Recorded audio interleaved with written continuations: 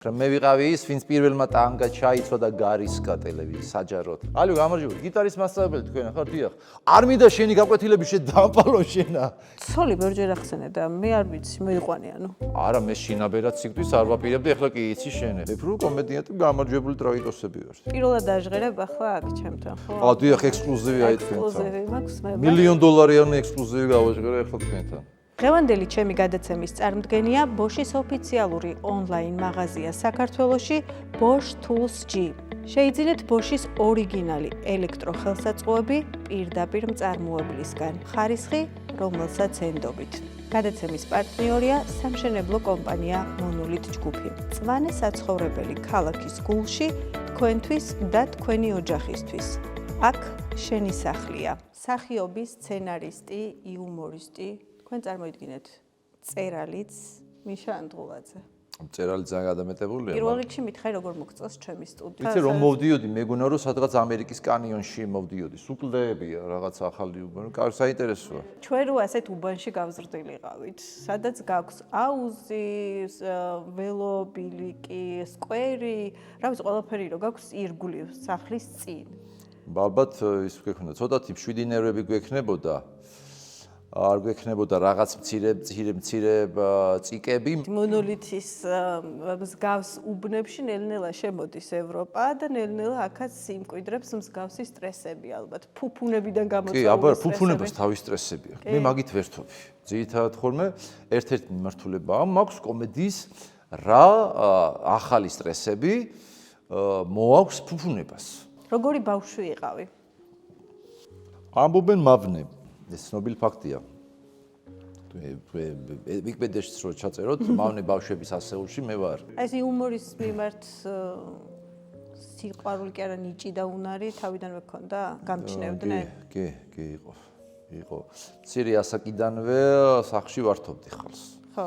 აი იმ დღეს ვიხსენებდი ვახუშტი კოტეტიშვილის პაროდიას ვაკეთებდი მახსოვს. მე მაქედან მახსოვს ჩემი პაროდიები მოკლედ. პირველი პაროდია ერთ-ერთი ეგ. აი ვახუშტი კოტეტიშვილი ყვებოდა შევანაძის დროს მხედრიონი მომდებდაო და მესროდნენ. აი და. აი მაგის პაროდიას ვაკეთებდი და ვერ სამბობდი. კი, და აი მაგას ყვებოდი რა. აი გადმოვიდა. და მაგ ხმას როგორ კი. აღარ ვაკეთებ, მაგრამ დაახლოებით მამა ჩემი და ეს მე ეძახდნენ ხოლმე ნაცავი ვერ მოვიდოდი მე. მოდი ის კოტეტიშვილის პაროდია გავაკეთე. ის დავდიებოდი და ეს 9 წლის ბავშვი ეგა და ჩიტის პაროდია ორი მქონდა რა ძირითადად. მე გავიდე. ხო, თავიდანვე გქონდა ესე იგი. პროფესიით რა ხარ? ექიმი, სტომატოლოგი, თერაპევტი. მათ შორის ტექნიკოსი. რატო გადაწყვიტე? დედაჩემი არის სტომატოლოგი. ოღონდ დედაჩემი არის ჰარვარდ დამთავრებული სტომატოლოგი რა. ოღონდ საბჭოთა პერიოდის ჰარვარდ დამთავრებული რა, ან მოსკოვში. ვიცი, მაშინდელი ჰარვარდი იყო მოსკოვში რო დაამთავრებდა, მოსკოვში დაამთავრა დედაჩემმა. და ნუ ახლა შესაბამისად იყო მცდელობა რომ შვილი სტომატოლოგი. მქონდა ინტერესი, კარგად ვისწავლე, ტექნიკოსიც კარგი ვიყავი. ერთადერთი ვიყავი ჯგუფში, ვინც პროთეზი დაამზადა, ბებია ჩემისთვის. თალია ის პროთეზი ახლა არ გამოვყენე, მე ჩასასწორებელი აღმოჩნდა, მაგრამ ნუ პირველი ბაზა, მცდელობა გქონდა ყოველ შემთხვევაში. პირველი ბაზა გავაკეთე მე და მე ნუ ჩაასწორეს რაღაცა და მე ნუ ისა და ნუ მე რაღაც აქეთ იმორმა წამიღო. ხო, აი მსახიობობაზე ფიქრობდი, რადგანაც ბავშვობიდან პაროდიებს აკეთებდი, ანუ ხშირად არის ხოლმე, არა?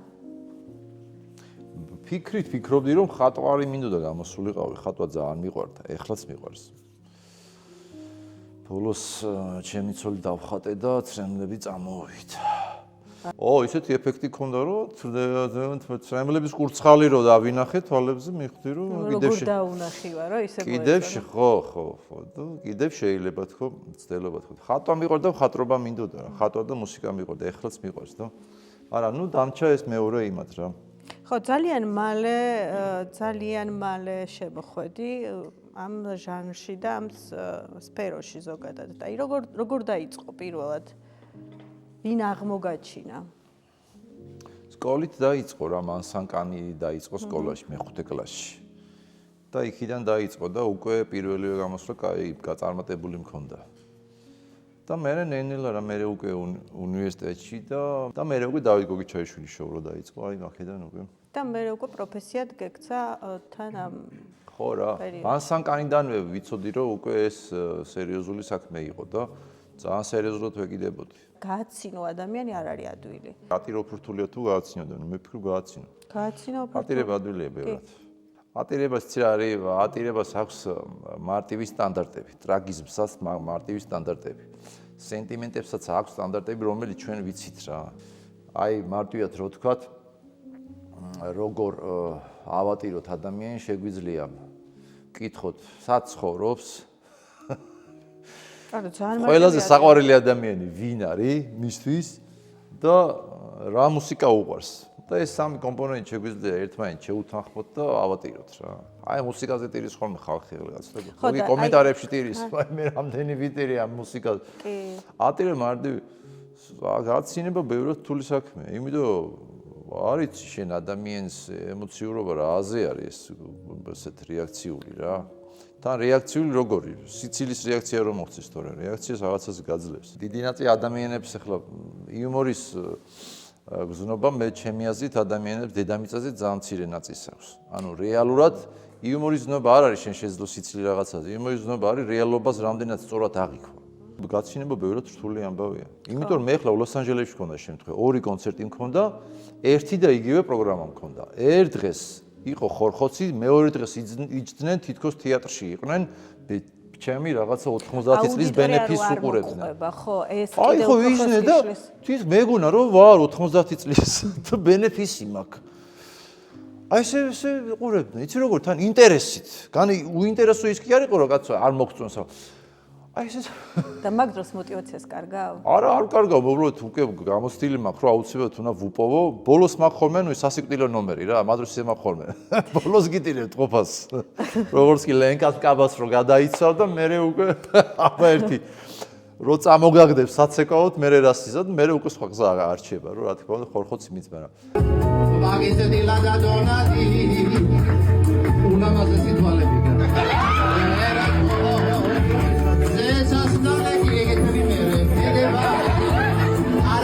Santo, pogleda muzica, asconaira totedeba, samistati. რო კითხე მე რა ხდება თქვა, ანუ რა რაღაცა, ანუ არ მოგეწონათ, რამე პრობლემა იყო, რაღაცა გადაგხდათ თავს და არა ვაი უბრალოდ სამსახურიდან წამოვიდო დიდი ნაწილიო და აღლელები ვარდო რა. და რა შე რო ნახე მოგეწონაო და რაღაცა აი რაღაც ესეთი ამბავი იყო, თბილი ამბავი იყო, ასე ამბავი. მაგაზე გული არა გიჩუყდა. ხო რა თქმა უნდა, მაგითო ვიძახე, შენ შეიძლება სხვანაირად გაიგულცეთ, მაგრამ ნუ აი ხოგენები აღქმები და ის ძალიან განწყობის ესე მდგომარეობა ძალიან ისა ძალიან პატარა ასაკში გახდი საკმაოდ ცნობილი და პოპულარული. დღეს ადვილია რომ გახდე ადამიანი ცნობილი საკუთარი სახლიდან, საკუთარი ტელეფონით, სოციალური ქსელებით მარტივად მისაწვდომია ყველასთვის და ძალიან ადვილად ყველა დღეს აღარ არის მოკლედ ცნობადობა, რაღაცა ისეთი მიუწვდომელი ან ბევრი შრომა ამისთვის საჭირო აღარ არის. თუმცა მაშინ როდესაც შენ გახდი ცნობილი, თან ძალიან მოკლე პერიოდში რაღაცნაირად ძალიან უცებ დაგიმახსოვრეს. აი შენი სახელი და გვარი იცოდნენ უკვე ძალიან მალე და ადვილად დაამახსოვრეს. მე ხო ძალიან ნიჭიერი ვარ. ოღონდ არავის არ ეგ ვიცი კაცო. მე და შენ ვიცით, მე ვარ ძალიან მე არავის არ ვეტყვი ამ ჩემი მონოლითის. მე ხო ძალიან ნიჭიერი ვარ და სხარდი. მაგრამ ნახე რა მინდა გკითხო, აი რაღაცები შეიცვალა, რა თქმა უნდა, ამ პოპულარობამ, ცნობადობამ მოიტანა. როგორ უჭირთ ხოლმე ადამიანებს ამ რეალობასთან შეგვობა, როდესაც გადიხარ და ქუჩაში უკვე ჩვეულებრივად ვეღარ დადიხარ, იმიტომ რომ ძალიან ბევრი ადამიანი გიყურებს, გაყვირდება. ანუ არ არის ადვილი, ისი არის. თან არიყავი დიდი ახლა, მოდი ვთქვა. ერთი არის, რომ ზოგ შემთხვევაში ზოგს ძალიან ძიმედ გადააქვს სტრესულ ამბავში. მით უმეტეს თუ კიდე მცირე წლოვანი გახდი, შენ პოპულარული. სტენდაპების კეთება როცა დავიწყე, ჩემთვის ახალი სტრესი მოვიდა კიდე. იმიტომ რომ აბსოლუტურად სხვა მიშა ვაჩვენე. ან მე ვაჩვენე ის მიშა, რომელსაც მე გაცვაკერებ. ვიღაცებთან საქმის გარჩევები დაჭირდა და ცენზურა და პოლიციის პროკურატორთან და ადვოკატის ელდანში, იმიტომ რომ მე მინდოდა რაღაცა ისეთი ახალი სიახლე შემოდოდა და მინდა რაც აქამდე არ ყოფილა. ადამიანებს სიკვდილზე მეტად ეშინიათ სიტყვების. სიცოცხლეზე მეტად პატივს ცემენ სწორს და არასწორ სიტყვებს მათი. როცა არ გეშინია და ბედავ ამას და მერე პრობლემა მოდის, არა, სხვა გზა არ არის, ეგ საკუთარ თავთან უნდა გადაწყვიტო. მაშინ იცხოვრე მასის აზრით. ზოგადად ესე ნაწილდება საზოგადოება, ნაწილი რომელიც ცხოვრობს კოლექტიური სიტყვებით, კოლექტიური ტექსტებით, კოლექტიური აზრებით, კოლექტიური ტრადიციებით და პიროვნებები, რომლებიც ცხოვრობენ ამის საწინააღმდეგო, ანუ საკუთარი გადაწყვეტილებებით. კოლექტიურის და პიროვნულის ეს საჭიროა. ანუ ჩვენ რო ლაპარაკობთ, აი, როცა ვნებით იმაში ვართ ასაკში, თინეიჯერობაში და ჩვენ ვერ ვიტანთ რაღაცა ტრადიციებს, ვერ ვიტანთ მშობლების წესებს, ცევებს, ეს პროტესტები რო შემოდის, ხო? აი რო გვეჩვენება რაღაცაში, იმაში რო არის თამაში ჭვავის ყანაში, იქ მაგარი პერსონაჟი, ეგ მაგარი წიგნი ისე ალბათ ყველა თინეიჯერისთვის ერთ-ერთი პირველი წიგნი უნდა იყოს, რომ იქ რა ემართება პერსონაჟს, რომ ყველგან ეჩვენება, რომ სამყარო მის წინააღმდეგ არის. მასწავლებელი მოეფერება და ეგონია რომ პედოფილია და ხო ყველგან ხედავს წინააღმდეგობას რა და ეგ წინააღმდეგობა ეგ უნდა იყოს რა თქმა უნდა მაგრამ ეს წინააღმდეგობა ახლა ინფანტილიზმში არ უნდა გადაგეზარდოს არ უნდა გადაგერდაზარდოს იმაში რომ შენ ამით გამიზნულად ეცადო ვინმეს დაზიანება და ის ხალხი ვინც სწორედ დასრულობაში მოიკოჭლებს ანუ სხეული კი გაიზარდა მაგრამ ტვინი ვერ ეწევა ხანდახან ტვინი ვისიც ვერ დაეწია ის ხვის აზრებს აღიქვავს საკუთარ საშიშროებას. ანუ ვიღაცამ სადღაც რაღაც თქვა და მისი სუსტი გონება ფიქრობს, რომ ის მე მითხრა. ამ დროს არც იცნობს, არც უნახავს, არც გაუგია საერთოდ ვინ არის, მაგრამ იმან რო თქვა და ამისას დაემთხვა, მისმა ჯერჯერობით მოუნწეფელებმა ტვინმა, მიუხედავად იმისა, რომ დასრულია და შეიძლება ხანშიც იყოს შესული, გადაწყვიტა, რომ ის მას უთხრეს, გამიგეთ და იდენტობები, როგორიც არის პოლიტიკური, რელიგიური, სოციალური, სხვა ეს იდენტობები რასთანაც ადამიანები და მოქალაქეები საკუთარ თავს აკავშირებენ, აღიქვამენ პირად საკუთრებად. და ეხლა წარმოვიდგინე, მე რასაც პირად საკუთრებად აღიქვავ. ხო გაგვიგია, იცი რა, ამან ჩემ იმას მიაყენა შეურაცხყოფა, ამან ჩემ იმაზე თქვა, ამან ჩემ მუსიკას მიაყენა შეურაცხყოფა, ჩემ წმენას, ჩემ იმას რა ქვია, პატრიარქს, ჩემ პოლიტიკოს, ჩემ პარტიას და აი ხო გქონდა ეს ჩემი ეს საკუთრებით არის შეპყრობილი ადამიანთა ხე შენ რა უნახრა, აი რაზე უნდა იხუბრო, რომ ვიღაცას არ ეწყინო, შანსი არა გაქვს, შენ ვერ აარჩევ ისეთ თემას, სადღაც ვიღაცა არ იტყვის, რომ აუ ჩემ იმას მიაყენეს შეურაცხყოფა რა. არ არსებობს. ყველას მოსაწონს ვერ გააკეთებ. არ არსებობს დედამიწაზე ასეთი ადამიანი არ არსებობს, რომ შენ ისეთი თემა იპოვო, არ არსებობს. ერთხელ ერთი ბრიტანელი კომედიანტია ძალიან მაგარი. და ერთი მაგარი თქმა უნდა, ეს რას გასვო, იცი, ეს ჰეითერებიო, ეს ხო იცი, კაცმა რომოდი ჩემოდიანო და ვლანძღავენო კომენტარებში. აი დაახლოებით იცი როგორი რაღაც არის, რო აუხსნაო, ისინი რამ მდგომარეობაში არიან. აი რომ მიდიხარო ქუჩაშიო რა, რიკი გეროეისი გამახსენე, მაგარი კაცი. რომ მიდიხარო ქუჩაშიო და დაინახო რომ განცხადება გაკრულიაო სტენდზეო, რომ აწერია გიტარის გაკვეთილები რა. და რომ მიდიხარო და რო რეკაო ამ ნომერზეო. ალო გამარჯობა, გიტარის მასწავლებელი თქვენ ხარ, დიახ. არ მინდა შენი გაკვეთილები შენ დამპალო შენა. გაეცრე, არ მინდა შენი. აი წარმოიდგინე რა დაარეკო შენ თვითონ და ეჩხუბები რომ არ მინდა სწავლა გიტარის. და ჰეითერები, აი ეგ ხალხი ხართო რა, რომელიც შენ თვითონ შემოდიხარ ჩემს გვერდზე, ილანძღები და მეუბნები როგორ ვილაპარაკო, როგორ ვიაზრო, როგორ ვიცხოვრო და შენ თვითონ ირჩევ რომ უყურო გადაცემას. ანუ ირჩევ სტუმარს და მე შენ თავს უჩალიჩებ რომ რაღაცან მოისმინო, მე იტანჯები და მე ლანძღავ რა. მე მაგალითად მაქვს ხოლმე ცდელობა, როცა ვიცინი შეგრძნება მაქვს რომ აი რაღაცა ეს არის ყველაზე მაგარი მარადიული მდგომარეობა ბედნიერების. აი არაფერი რო არ ცვლის რა. აი ვიღაცამ გამაცინა, რაღაცა უცებ გამაცინა. ძალიან მაგარი განცდა. ამიტომ მე თვითონ кайფობ მაგით, როცა შევიღაცას აცინებ. ხო, იცი. მე უკვე დამოღაებული ვარ. აი მაგალითად ჩემ ცოცხს რომ ცუდი ხასიათი აქვს, მე უკვე ვიცი ჩემ თეორია მაქვს რა, უკვე ვიცი როგორ გამოვიყვანო რა. აბსოლუტურ ყველა სისულელებს კადრულობს, სანამ არ გაიცინებს. სანამ არ გაიცინებს არ ვეშვები. როგორც კი იცინებს, всё დამთავრდა. უკვე ვერ ეტყობა რომ გავიდა რა ის რაღაცა ის განწყობას. იგივეს მეც ვთხოვ ხოლმე, მაგრამ ნუ ეხლა ის რადგან ეკონომისტია და იუმორისტი არ არის, მიჭირს. ცოლი ბევრჯერ ახსენე და მე არ ვიცი, მოიყვანე ანუ. არა, მე ხო კაცი ვარ. კაცებს ხო ყავთ ცოლები, მაგას გულისხმობ. არა, ეგ ვიცი, მაგრამ მაგას გულისხმობ. ახლა სიახლე გაქვს ანუ პირადში. ვიცი, სიახლე იყოს, ყოველთვის სიახლე უნდა იყოს ახლა. ეს ახლა ვერ მოყვე, მაგრამ უბრალოდ გამახსენდა ლაპარაკმა მოიტანა რა უბრალოდ. და არ ვიცოდი მე და გილოცავ, ბედნიერი მინდა რომ იყოს სულ. არა, მე შინაბერად სიკვდილს არ ვაპირებდი, ახლა კი იცი შენ ახლა. რა მაინტერესებს, როგორი მამა ხარ?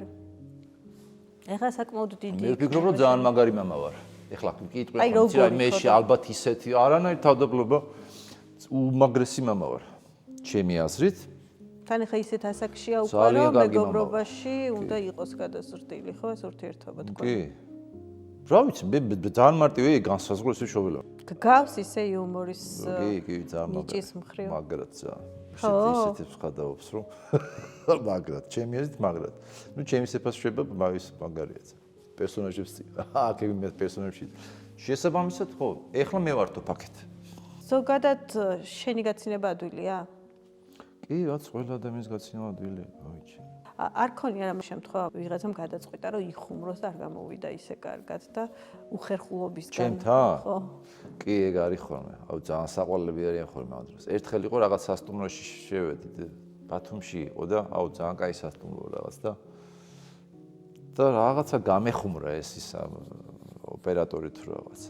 და არ მომეწონა სახეზე თუ რაღაცა მოკლედ დაღლიზე მოკლედ აშკარად ცუდი სახეზე დავახვედრეთ და მე ჯერ დამირეკავა აი ბოდიში და მე იქ გეპატიშები და ბიჭო მეთქი არაფერი არ მომხდარა უბრალოდ დაღლილი ვარ და არ გამეცინა თან დებილურად გააკეთა რაღაც ის რაულას ისა აი იქ მიბძანდებით თქვენ აბაზანა ხო გინდათ კი მეთქი აბაზანა ხო კი როგორ არ აფსეთ თუ რაღაცა ეს გააკეთა რაულა და მე რაღაცა ვერ ქნა რა არ მოუხდა და არ გამეცინა და ბიჭო აი შეწუხდა კაცი არ მოუხდა თან რაღაცა პუტკუნა საყვარელი ბიჭი იყო და ეხლა ხო ხვდები ეს აულას ის აფსეთ ვერ აქნა და ბიჭო დაიტანჯა კაცი სულ ბოთელი ერთი კვირა ბოდიშებში ვეათ არაფერი ბიჭო არაფერი კარგად არის უბრალოდ არ გამეცი მეტყობა იქ დირექტორმა შენიშნა მიშა რომ ბიჭო კლიენტი არ გამიქციო ეგ კაცი ამფერი კაცი მივიდა არ გამიქციო ეხლა რაღაცა და არის ხოლმე ხო დეპრესიულისკენ მიდრეკილიოდოს მეყოფ ხარ კი კაცო მე დეპრესიული მიდრეკილი კი არა და მე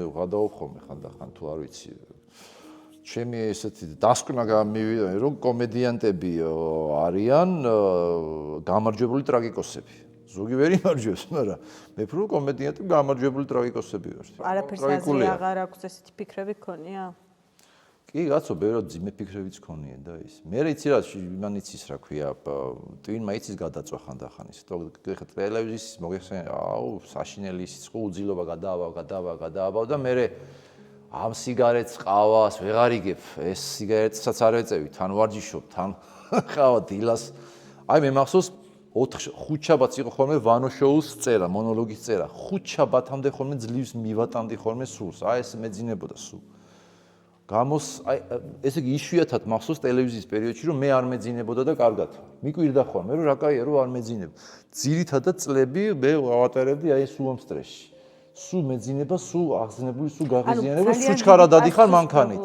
ხო ეს ხო და მე ბიჭ სადღაც ჭედავს ტვინი მე ხვდები რომ რაღაცების მიმართ უკვე ან გუგლი ხდები ან ძალიან ისა რა ქვია გზნობიარი მე ხლა ეგ მithona მივხვიდე რაღაცა დამინიშნე თორე აურიკინე იყო შემთხვევები ერთხელ მანქანაში გაჩამიჯდა საბავშვო ცენტრი ქონდა კომედი ცენტრი რო ქონდა და წარმოიდგინე ხო ძალიან ბევრ საქმეს რო იტენი და გავხსენის ეს საბავშვო ცენტრი და ძალიან ბევრი იყიდებოდა ეს ჩემი ისინი პერსონაჟები სუხო მარეხი ნანული ელესა ლენკა ის და ბოლოს ვეუბნე ბიჭო ნუ გაყიდი კი კაია კაცო შემოსავლია ფულია მაგრამ აღარ მინდა ნუ ყიდი რა ანუ ფიზიკურად არ შეიძლება ვერ გავწვდები და ეს ოპერატორს მე რა ვქნა მიშა ის მოვიდა და ჩემ ბავშვს ძალიან უყვარს ვეისაო და გეხვეწები იქნა ერთი ჩამისაო და წარმოიდგინე სამსახ ტელევიზიიდან მოდი ხართ 12 საათზე ამთავრებ მე იმაში რა ქვია საბავშვო ცენტრში და ეს კიდე როცა შეგიძლია რომ გამოხვიდე სამსახურიდან ერთხელ იყო რეკლამას ვიღებ ფილარმონიის კონცერტია და ვიღებთ რეკლამას და ბიჭო ველოდები ახლა რომ ეს რეკლამა რაღაცნაირად ისე გადავიღოთ ან უკან დავდგე რაღაც რომ გავძვრე გავიპარო იმიტომ ახლა ვთქვა რომ იცი რა არის ცენტრში ისება ხო არ გაურიკინე სად მიდიხარ რეკლამას ვიღებთ 20 კაცის რეკლამა არის ერთად და რაღაცნაირად მოკლედ ნუ მორჩა რა და მორბი ვარ და ეს აქეთ პარიკი მომაქ იმის მარეხის და ეს რაღაცა თან ვიცავ და გარბი ვარ და ბავშვს უნდა მიუსწრო დაბადების დღეა ბოლო 15 წელს და ჩვენი თანამშრომელი ერთი კოსტუმების საყოველთაო მიშა გამიყოლე რა მეც მაგეთ მოდივარ ბიჭო მეთქი გაგიყოლებ მაგრამ დარწმუნებული ხარ რომ ჩვენთან ჩაჯდომა გინდა ეხლა ძალიან სწრაფად უნდა ვიარო მეთქი და არა ხო მე რა მოხდა რავი კაი ჩაჯექი მეთქი ავარიულები და ეგ რა ქონდა დამოუკიდე ავარიულებს ჩავთავდი და მივკრივარ რამდენსაც მაძლევს გზა და მანქანის ის რა ესე მივკრივარ შენ და მეორე დღეს ეს გოგო მიიღო. მე უსარი ბოლო 10 წუთზე შევედი, კაროჩე და ეს მარიხი და მომასვე და ეს ბოლოს მეორე დღეს მივიდა.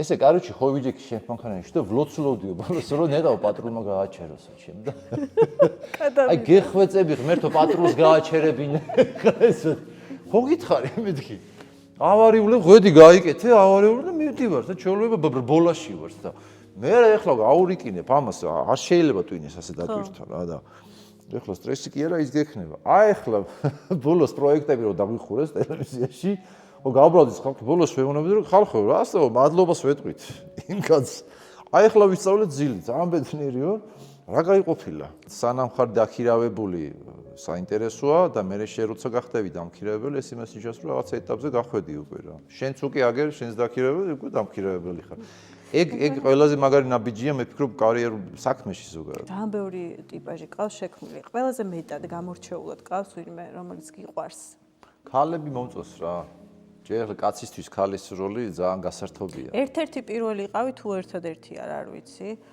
მე ვიყავი ის იუმორისტი ქალის როლის მე ვიყავი ის ვინც პირველმა ტანგა ჩაიცვა ტელევიზიაში ხო არიან ხოლმე მე ვიყავი ის ვინც შევიდა და უთხრა რომ თქვენ არ გადადგებით ბატონო ედუარდ და მე ეგ მაგრამ მე ვიყავი ის ვინც პირველმა ტანგა ჩაიცვა და გარისკა ტელევიზიაში საჯაროდ ცისფერი ეკრანებიდან არა ეგ ის არის ახლა ნარცისობა პირველი ვარა ყველა რაღაცაში პირველი ეგაც ზოგი ქვის როლაშია პირველი და ზოგი ისა ქვია ქვის გამოგონებაში ხო და ეს ყველა უმეტესად ვიცი რომ რეალური პერსონაჟი ადამიანებიდან არის აღებული ხო ყველა რეალურია ბა ხო და მაინც ყველას გამო ზოგმა არც იცის და არ ჯერა ვერ ხედავს თავის თავს არა არ უნდა იმიტომ რომ ვიცი არ არის სასიამოვნო ხშირად და დიდი ნაწილი ადამიანი როგორც ახსენე რომ იმორის ზოგადად დიდი ნაწილს არ აქვს დედამიწაზე და ძლიერი ნაწილს ამიტომ იმ დიდი ნაწილს არ სიამოვნებს სხვათა შორის არც მე მესიამონა როცა პირველად ჩემი პაროდია გააკეთეს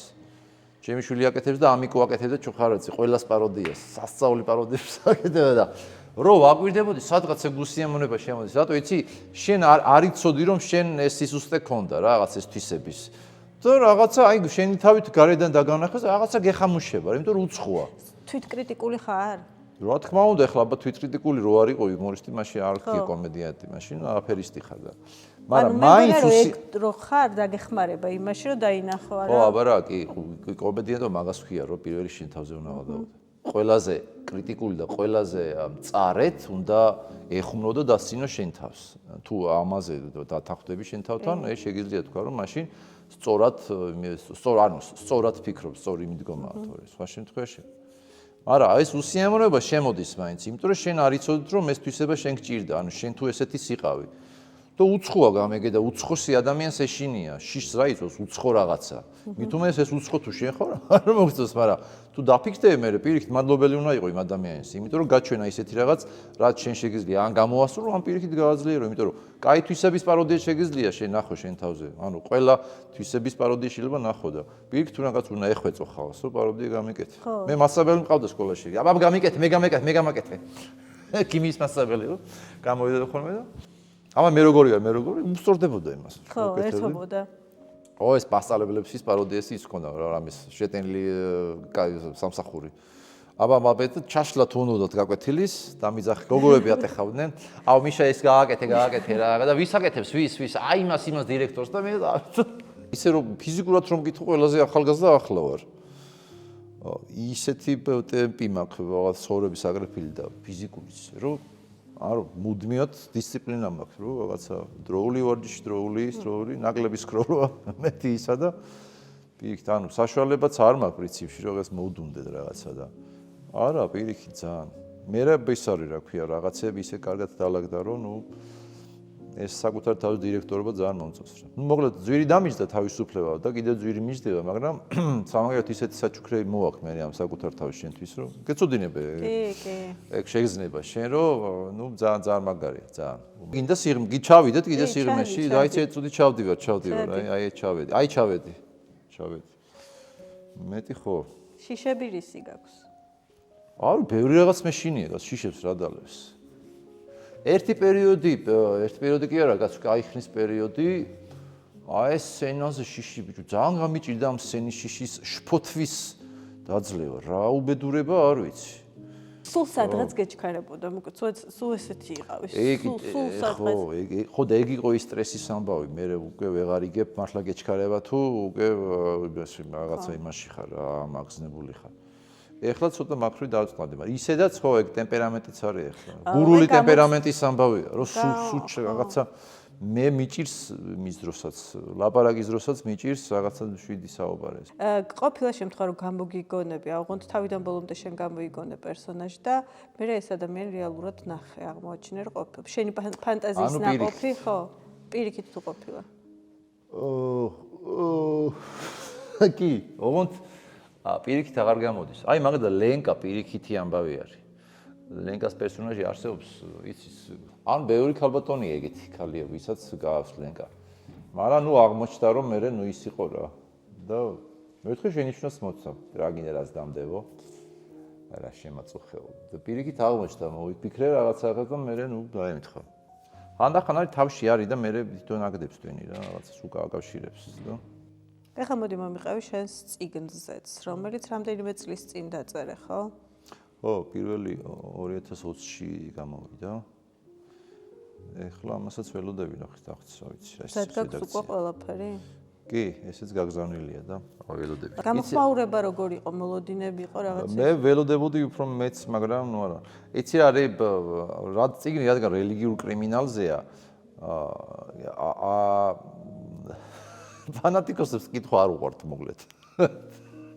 ისინი ამაში ცხოვრობენ და ის ნორმად მიაჩნდნენ. დანარჩენმა ყველა ვიცით რაც ხდება კაცო. მარტო აქ არა ყველგან, მაგრამ ნუ ჩვენი მე ჩემი მადარდებს და. მაგრამ ნუ საინტერესო გახდა იმით რომ როგორც აქტი რა, მე ლიტერატურას ესე უდგები რომ ლიტერატურა უნდა იყოს რაღაცა აქტი, მოქმედება, მარტო ტექსტი არა, რომელიც რაღაცა გამოაცხე და დადე. ანუ აქტი რაღაცას აქციელი, რომელიც ჩაიდინე და ეს ციგნი მაქრი იყო საინტერესო შენთვის, რომ ასეთი არ დაწერილა, მანამდე არ ყოფილა. იმიტომ ძალიან ტაბუედო და მიხედვით იმისა, რომ ტაბუ მოულღვა, მაინც ის არის, იმიტომ რომ რელიგია კრიმინალთა შეზრდილია რა, რეალურად. და ეს იდეა როგორ გაგიჩნდა, რომ აი შენ უნდა დაგეწერა ციგნი? ძალიან ბევრი ისტორია მოვისმინე ამ რელიგიურ კრიმინალზე რა და მეც ამ გარემოში მომიწია რა ერთხელ ყოფნა. მეორე ციგნი რა თემატიკის არის? მეორე ციგნი აი ჩვენ ტელევიზიას ეხება. ჩვენ მაიმუნობებს და ჩვენ პოლიტიკურ და კომედიურ და აუ ძალიან იმდენი 1000 სისულელე გვაქვს რომ უბრალოდ 500 გვერდს გაცდა და ძალიან დიდი არის უბრალოდ და ნუ გავჩერდი მან და რაღაცნაირად დასრულდება რა იმედია ეგრე და ნუ აი ეს არის რა ესეც საინტერესოა რა რაღაცა მემუარები ვითხოვარ არის ეს ესეც გამოდის იმიტომ რომ ბიჭო ეს ტელევიზიიდან ძალიან ბევრი რაღაცა გადაიარა ჩვენ თავზე რა კარგი ცუდიც და უცნაურიც და სასაცილოც და რაღაც ეგ ის არის რა ეგეთი რაღაც რომანის ფორმა ექნება სოლო კარიერაზეც ავარ წასული რა ეგ ამბავია რა სიახლეები რობი უილიამსის ისა ვარ მიმართულებული კენზოდან წამოვედი და კენზოზე გამახსენდა სხვათა შორის კენზოს კონცერტს გეგმავ დავარეკლამებ უკვე. ხო, მიდი. კენზოს კონცერტის იდეა გაჩნდა და გუშინ შევიკრიბეთ ბებერი კენზოელები და ნახოთ შეიძლება. შეიძლება დაგვეგმოთ, შეიძლება გამოგვივიდეს, არ ვიცი. იმიტომ რომ არის ქუჩაში ბავშვები ხვდებიან ხოლმე, უკვე გაზრდილები და ავი გისმენდი და ავი ისე და ისე. ავი რატომაც არა. კარგი იდეაა ძალიან. კი, ძალიან მაგარი, კი. დარწმუნებული. Backstreet Boys-ის კონცერტზე ჩვენაც წავიდოდი მეც ახლა ბავშვობაში და რატომაც არა, კაი ლაზღანდავრობა და კაი მუსიკალური შოუ შეიძლება გამოგვივიდეს რა. კი, და ესე იგი სერიოზულად გეგმავთ უკვე ამ კენზოს იდეას. კი, ვისაუბრეთ და ნახოთ რა გამოვა რა. ზე პირველად დაჟღერებ ახლა აქ ჩემთან, ხო? დიახ, ექსკლუზივი აი თქვენთან. ექსკლუზივი მაქვს მე. $1,000,000-იანი ექსკლუზივი გავაჟღერე ახლა თქვენთან. ფაქტიურად რა. წარმატებები მინდა რომ გისურვო, მიშა. მადლობა შენს და მეც მინდა გისურვო წარმატებები შენც იმ გზაზე ხარ, რასაც თავისუფლების გზას ეძახიან მოკლედ და ძიმეა, მაგრამ აი გამარჯვებული იმაში მე დიდი შამპანური დაგველიოს. აუცილებლად. არა, ეხლა შეგვიძლია, მაგრამ ნუ ეხლა პატარები, მე გვიდი. მადლობა შენს. ბოლოს კიდევ ერთხელ მინდა შეგახსენოთ, რომ დღევანდელი ჩემი გადაცემის წარმოდგენია Bosch-ის ოფიციალური ონლაინ მაღაზია საქართველოში Bosch Tools G. თუ ეძებთ ხარისხიან და საიმედო პროფესიონალურ ელექტროხელსაწყოებს მშენებლობისა და რემონტისთვის. შეიძინეთ Bosch-ის ოფიციალურ ონლაინ მაღაზიაში პირდაპირ მწარმოებლისგან. Bosch Tools G. ყველაფერი, რაც მშენებლობისა და რემონტისთვის გჭირდებათ. წვანე საცხოვრებელი ქალაქის გულში თქვენთვის და თქვენი ოჯახისთვის. აქ შენი სახლია. მონოლით ჯგუფი. ჩემი გადაცემის გენერალური სპონსორი.